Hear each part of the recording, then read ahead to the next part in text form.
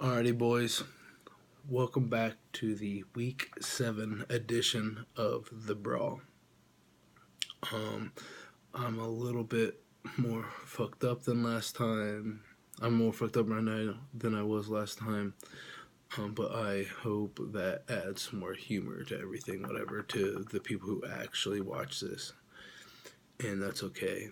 And another thing that I would like to say is before the season started is I told myself, you've got to do these every week. You've got a lot of dedicated members of the league who dedicate themselves, and you got to dedicate yourself as well, especially as a commish. And I haven't done the power rankings every week. I've already missed, out of 7 weeks, I've already missed 2 weeks. So I'm sorry to you guys for that, and I can't promise I'll do them every week again, but that's just what happens. You have different expectations for everything, whatever. And that's just all I have to say about opening up for this week. So, before everything said, I'm sorry if I miss even more weeks after this. I really will try to do more every single week, ideally, but whatever. So, put all that aside, moving on to the actual power rankings for this week. Starting off, I'm going to pick for the Ryan Pyle. Oh, I'm sorry. Forgot something. Let's start it off with a shot.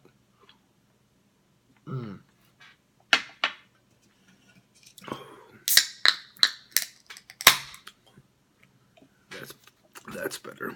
That's a lot better. Ooh, I need a chaser.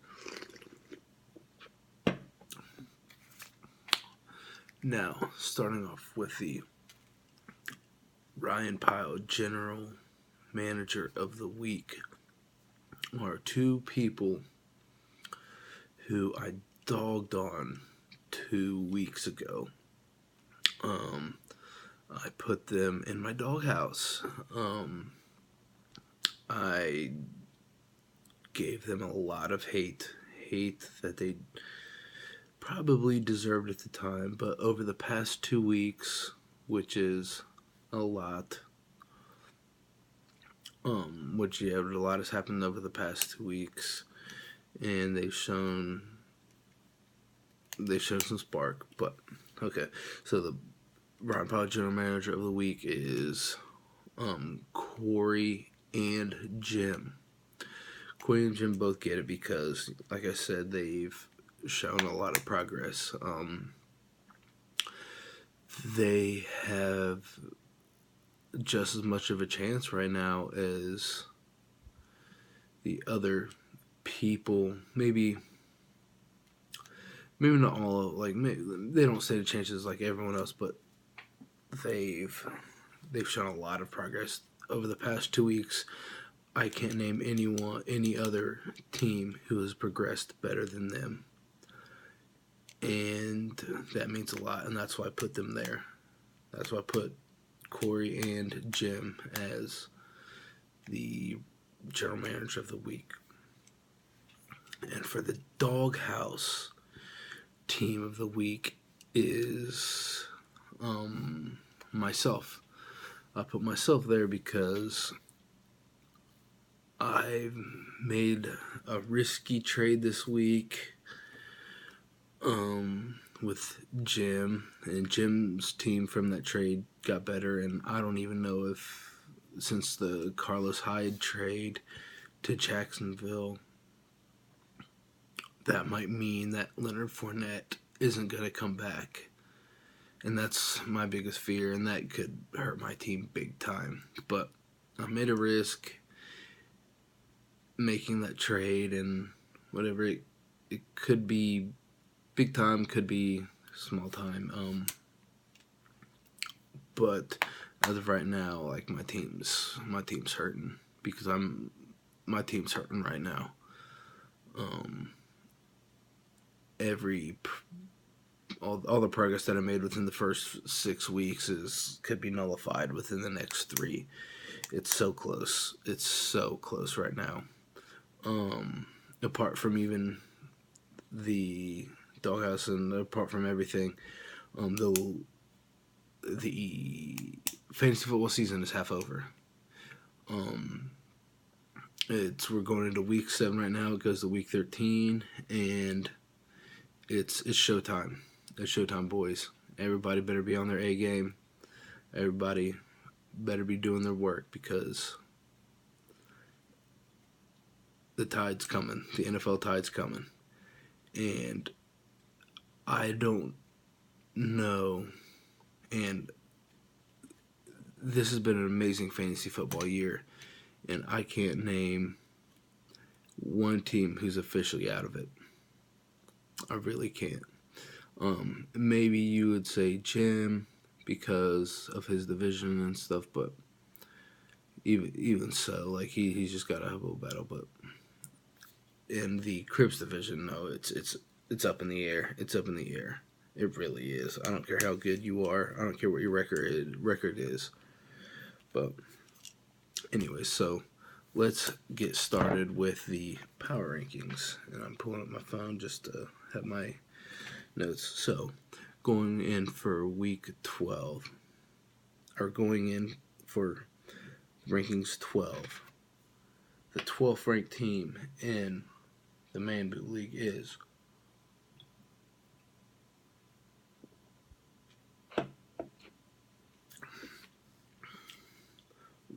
Run, CMC, Howie, and Nate. I don't ever feel comfortable putting anyone at 12 because that's such an uncomfortable spot. But that's where you lie right now. You are the lowest scoring team in the league. Not only are you the lowest scoring team in the league, but you don't have a hitter. You've got DeAndre Hopkins, and that's your only player that I would. That's really like your only player on your team. Like like this week you are starting. Let me look that up. Yeah, this week you're starting like Tevin Coleman, like you got Christian McCaffrey, like Sammy Watkins is your other receiver. Kenyon Drake is your flex. Like you just don't have a good hitter. I wouldn't consider DeAndre Hopkins. No, he's good. He's whatever. Like he could be the top ranked receiver at the end of the year, like he was last year. But your team's just everything else is just not nearly good enough to put you where you need to be, and that's why you are last in the league. And you're such a good manager. You are such a good manager, but that's just where you're at. For pick 11 is the Horned Kex Cortez. Cortez, you are the second lowest scoring team in the league by less than a point. You and Howie are very neck and neck.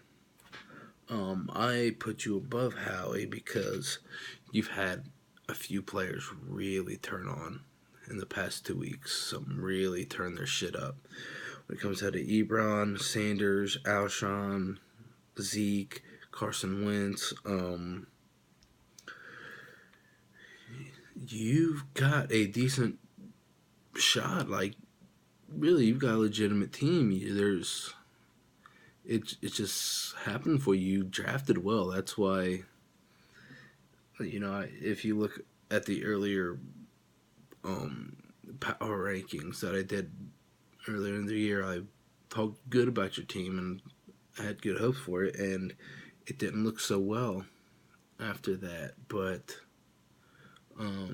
what I thought your team would be week 1, I didn't see other weeks, but what I did see then is really coming to fruition, and you should be happy about your team. You're in a little bit of a hole right now, but you've got a lot to look forward to. You really do. And that's where I put you at. Ranking 11.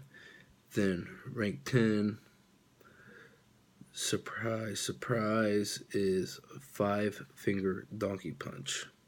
Same thing with Corey. You two are just neck and neck with each other.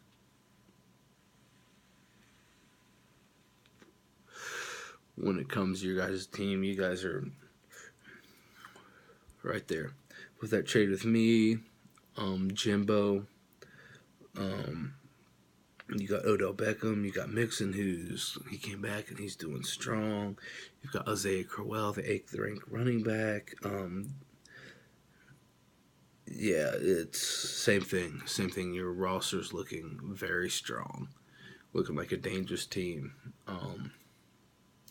You've got within the next 7 weeks, you've got a lot to look forward to as well. I put you guys both back at the list last time I did this, but you guys are both there. You guys really are. You guys have got as good as a shot as anyone. Then we go on to pick our rankings number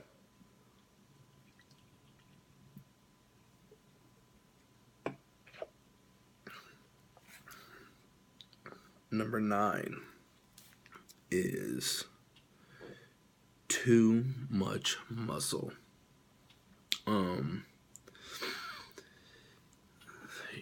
I think you are a team who could end up getting passed by Jim and Corey.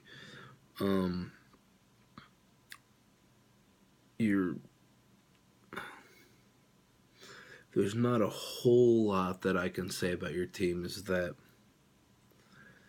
their floor is higher than Jim and Corey's, but their ceiling is not nearly there. I think you might have the lowest ceiling in the league. Not the lowest floor, but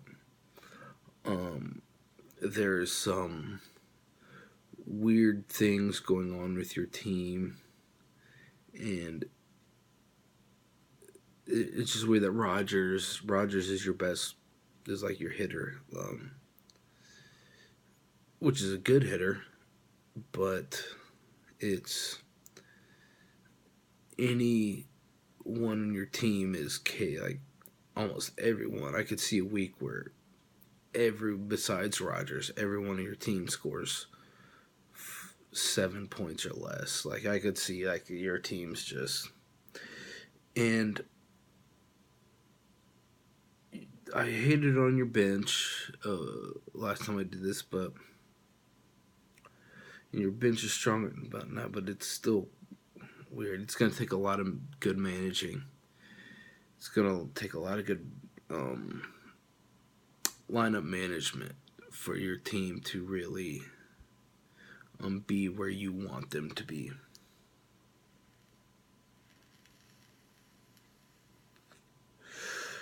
And that's all I got is saying. You got Galladay, who's I don't know, like Landry. Gronk isn't turning out like anyone. Isn't as good as anyone thought he'd be. You got Corey Clement. I don't know. It's just a